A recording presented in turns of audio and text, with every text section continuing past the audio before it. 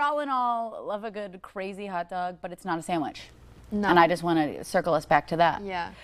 So take that information and carry on what you will. Yep. Also today, wait, no, this is actually perfect because Raffi, our historian friend, is on the show today, and the topic of his interview today is grilling and the tradition that it plays in American history. So now I'm going to have to ask him about some hot dogs here. We'll see what happens. See, it all ties in, you guys. We may seem random, but there's a plan But to for all some these reason, it's all connected. Everything's intertwined. Hey everyone, welcome on into North Dakota today. Well, now that we are making our way to the middle of the summer, many of us have spent some time around the grill with some tasty meats and drinks, of course, socializing in the summer sun. July is National Grilling Month, and the rise of the American tradition has a story tied to the special history of our country. Joining us to tell us all about how we all came to enjoy the backyard grill is celebrity historian Raffi Andonian. Good morning. Good morning, and I came in ready with my tongs to go. Okay, perfect. You know, hot dogs were already the topic of discussion today, so now we have to talk about why it's so popular. Yeah. Well, let me tell you a story about North Dakota first, because we're right here in North Dakota that helps make it popular.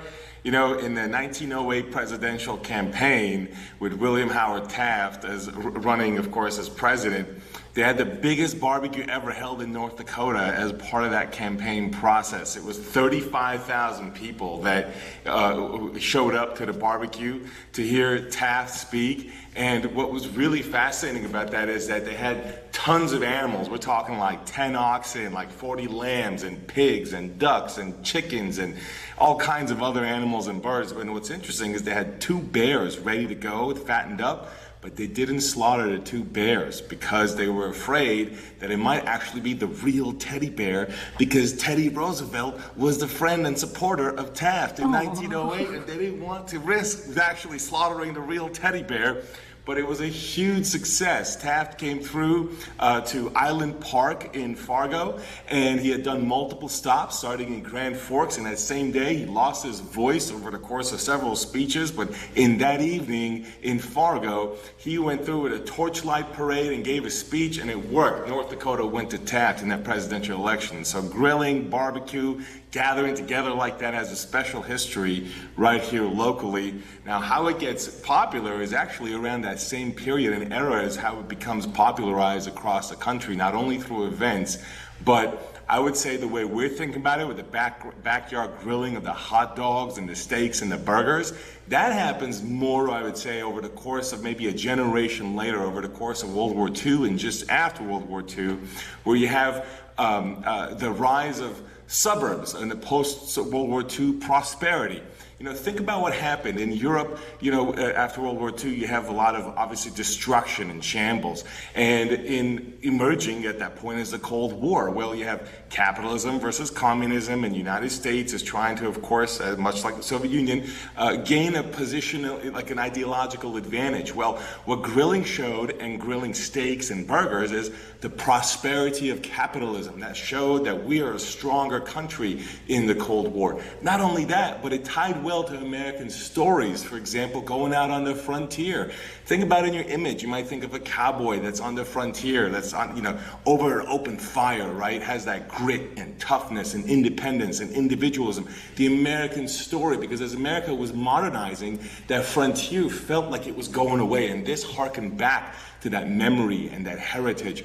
And speaking of heritage, how about immigration? Because to this day, we think of barbecue, you know, the Korean barbecue, Mexican barbecue, and James Beard, you might know from the Beard Awards in the restaurant world, who was around in the middle part of the 20th century, helped popularize it with one of his books in the 1950s, saying this is uniquely American because it can actually expand to have all the different cultures that are in the United States, from Latin America to Asia. So it told the immigrant story. And finally, when you think about the context of this, in the period of modernization, there's also the rise of backyards, more corporate jobs, corporate events that are imitating basically what Taft did in North Dakota, but they're doing it for the corporation. But with the corporate jobs, a lot of times people felt like they weren't truly, not on that frontier anymore. So how do we kind of go back to that? Well, you have the man grilling and the man kind of feeling kind of strong like a hunter out there handling the meat, and the woman in the domestic sphere cleaning up and doing some of the other dishes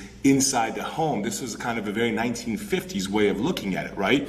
And so all these pieces are playing into what's going on between the 1900s to the 1950s, from Taft all the way over to the post-World War II Cold War period, that really establishes that culture that we think about today with that backyard barbecue, as you have the suburbs and backyards expanding in, of course, post-World War II period, the 1950s and into the 1960s. Raffi, that was incredible. Thank you so much for all of that insight into something we don't really probably think about all too often. We just fire up the grill and make dinner. So thank you so much. That's right. And there's a spatula, right? Because different kind of barbecue when you're doing burgers, right? Versus hot dogs. And of course, versus if you're doing a pit in which you're putting like a pig or something underneath there. Right. Real quick, Taft group did that too. The pit that they dug up was dug up by one of the chief chefs, which was Teddy Roosevelt's friend, and he did the pit that was 80 feet long in Fargo to feed all those people. So it depends on how you're doing the barbecue, how you're grilling. Different tools needed for different situations. That is incredible. Thank you so much for joining us this morning, Raffi. Thank you. All right, everybody. Fire up the grill during the commercial break and then come right on back. Plenty more happening right here in North Dakota Today.